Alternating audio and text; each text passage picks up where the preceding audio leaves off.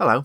In this video, I want to show you something new and really exciting from DVW Analytics. SAP queries, tables, T-codes, actually pretty much any SAP data embedded directly within your Excel reports. So let's see how that works. Using the DVW SAP connector pane, you can create connections to as many different SAP objects as you like. You simply click on the connection and it brings back the SAP data that you need. That's live SAP data in Excel that can be refreshed at any time. Behind all this is a powerful yet easy to use piece of software called the Flow Tool, which allows you to build data flows from the SAP objects of your choice. Here I'm going to connect to a T-code, a transaction code within SAP. You can see it's really simple. I've just put the T-code in. I can select parameters or a variant and then even run the T-code using a special wizard tool to automate the process of tidying my data up ready for Excel. And now this data is ready, pre-baked for me to consume in my spreadsheet. But this is just a single SAP object. The beauty of the Flow Tool is you can connect it to multiple SAP objects and data from elsewhere. For example, I'm feeding filters from a file to control what happens within my SAP T-code call. I'm then passing the output of this into a table call in SAP